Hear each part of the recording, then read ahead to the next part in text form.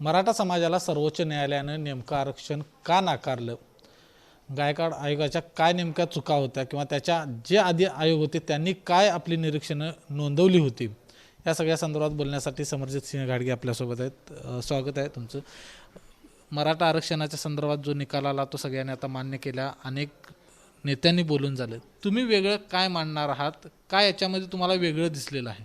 नाही, सर्वप्रथम ह्याच्यावर मी प्रतिक्रिया उशिरा यासाठी दिली की 4-5 दिवस हे सगळे 700 पानांचं जजमेंट मी अभ्यास करून घेतला. आपण मगाशी बोलताना जी गोष्ट बोललात त्याची दुरुस्ती करतो. गायकवाड आयोगाने काय चुकी केल्या, गायकवाड आयोगाने कुठल्याही चुकी नाही केल्या आहेत. गायकवाड आयोग कसं चुकीचं आहे हे करण्यासाठी पूर्ण हलगर्जीपणा काँग्रेस राष्ट्रवादीने केला.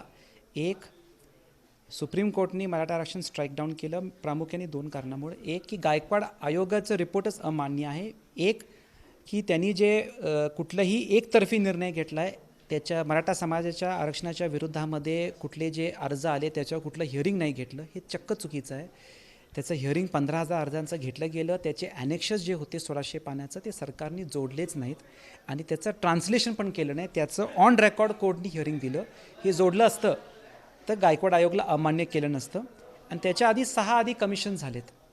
ह्या कमिशन्सनी असं सांगितलं आहे की मराठा समाज मागास नाही. त्यावेळी काँग्रेस राष्ट्रवादी सरकार होती आणि त्यांनी हे रिपोर्ट जर नकारले असते त्यावेळी तर आज गायकवाड आयोगाला इनव्हॅलिड ठरवायचा निर्णय कोर्टाने घेतला नसता आणि मराठा आरक्षण स्ट्राईक डाऊन झालंच नसतं. कारण गायकवाड आयोगाच्या ताकदीवरच हायकोर्टने मराठा समाजाला आरक्षण दिलं होतं. म्हणजे मराठा समाजाला जे आरक्षण मिळालेलं नाही त्याची जी तयारी आहे ती पूर्ण काँग्रेस आणि राष्ट्रवादीने केली असे म्हणायचं आहे तुम्हाला? नाही मिळण्यासाठी पूर्ण तयारी केली.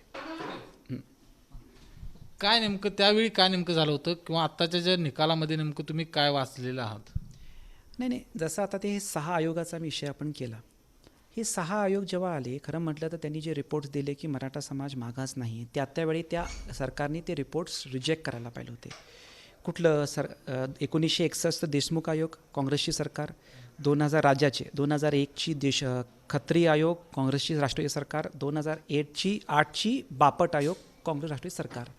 हे त्यांनी हे रिपोर्ट रिजेक्ट नाही केल्यामुळे त्यांनी सगळी पायाभरणीच करून ठेवली की भविष्य काळामध्ये ह्याचं रेफरन्स घेऊन मराठा समाजाला आरक्षण मिळणार नाही. नेमकं आता काय करायला पाहिजे मग सरकारने? आता सरकारने 4 मुद्द्यावर काम केलं पाहिजे आणि इमिजिएटली विनाकारण केंद्र राज्य हे टाईमपास न करता मागासवर्गीय आयोग स्थापन केला पाहिजे. दुसरं, इंदिरा स्वानी जजमेंटच्या बेसिसवर मराठा समाज मागास आहे असे नवीन मुद्दे तुम्हाला हुडकावे लागणार, जे ऑलरेडी गायकवाड आयोगाने घेतले होते सोडून. हे पण तुमच्या चुकीमुळं. मागचे 6 कमिशनचे रिपोर्ट कसे चुकीचे आहेत हे तुम्हाला सिद्ध करावे लागणार, त्यांचे कमिशन्स तुम्ही स्थापित केले. आणि 50%च्या वरती आरक्षण मिळण्यासाठी जे एक्स्ट्रॉर्डिनरी सर्कमस्टन्सेस आहे, परत तुम्हाला गायकवाड आयोगाने तयार केलेले सर्कमस्टन्सेस सोडून नवीन सर्कमस्टन्सेस हुडकावे लागणार परत तुमच्या चुकीमुळे. हे 4 गोष्टीवर काम करावं लागेल. आता अशी देखील टीका होऊ शकते की तुम्ही याच्या आधी का नाही बोललात किंवा जे चालू होतं सरकारचं काम याच्या संदर्भात जर चुकीचं दिसत होतं तर मग आपण विरोधी पक्ष म्हणून त्याच्यामध्ये बोलायला पाहिजे ना? नाही, विरोधी पक्षाने देवेंद्रजी दादांनी वारंवार बोलले. त्यांचे सगळे ट्विट्स मी काढून दाखवतो, त्यांचे सगळे मीडियाचे स्टेटमेंट्स काढून दाखवतो. जेव्हा पहिल्यांदा त्याला स्थगिती मिळाली मागच्या वर्षी, त्याच्यापासून सरकार विरोधी पक्ष बोलत आहेत. तुम्ही साधं गायकवाड कमिशनच्या गायकवाडना स्टडीला बोलू नाही आणि तुमची जी उपसमिती होती त्यात तुम्ही देवेंद्रजी दादांना का समावेश करून नाही घेतलं? का तुम्हाला अशी अपेक्षा की विरोधी पक्षांनी त्या मीटिंगमध्ये ढूस मारून अजून बसायचं? निमंत्रण द्यायला पाहिलं होतं आणि वारंवार सांगितलं होतं की आम्हाला घ्या, आपण एकत्र मिळून करू, पण त्याच्यावर त्यांनी काहीच नाही केलं. यावेळी असं देखील अनेक बाईट्स किंवा अनेक अशा स्टेटमेंट व्हायरल होत आहेत की ज्यावेळी सरकार युतीचं होतं त्यावेळी चंद्रकांत दादा असतील किंवा देवेंद्र फडणवीस असतील हे म्हणत होते की राज्याच्या हातामध्ये का नाही. मग तुम्ही आता राज्याच्या हातामध्ये काय म्हणता? 1 सेकंड. त्यांचं स्टेटमेंट असं जे व्हायरल झाले की राज्याच्या हातात नाही ते कोर्टाच्या हातात आहे, हे स्टेटमेंट हेच व्हायरल झाले ना. मी त्यावेळी होतो तेव्हा 2018ला लोक म्हटली आत्ता का तुम्ही आरक्षण देत नाही आत्ता. तेव्हा त्यांनी म्हटलं की the matter is in court आणि जोपर्यंत कोर्ट निर्णय घेत नाही आम्ही त्याला आरक्षण देऊ शकत नाही, ते त्यांनी म्हटलं होतं. आणि त्याप्रमाणे कोर्टासमोर पुटअप करून त्यांनी तो डिसिजन आणला.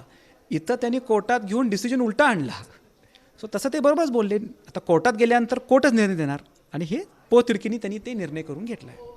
आता भाजपची नेमकी काय भूमिका असणार आहे? राज्य सरकारच्या विरोधात आक्रमक होणार आहेत, आंदोलनं करणार आहेत, काय होणार आहे? नाही, त्याच्याबद्दल अधिक आमचे पक्षश्रेष्ठी त्याच्यावर बोलले तर बरं होईल. हे मी बोलणं योग्य नाही. तर आपण बघितलं की या ठिकाणी कोर्टामध्ये बाजू मांडण्यात राज्य सरकार हे पूर्णपणे अपयशी ठरलेलं आहे आणि काँग्रेस आणि राष्ट्रवादी काँग्रेस या दोन्ही पक्षांची मराठा समाजाला आरक्षण देण्यासंदर्भातली नियतच नव्हती, अशा पद्धतीचा आरोप देखील या ठिकाणी समरजित सिंह गाडगे यांनी केलेला आहे. कॅमेरामन निलेश शेवाळेसह विजय केसरकर, एबीपी माझा, कोल्हापूर. एबीपी माझा, उघडा डोळे बघा नीट.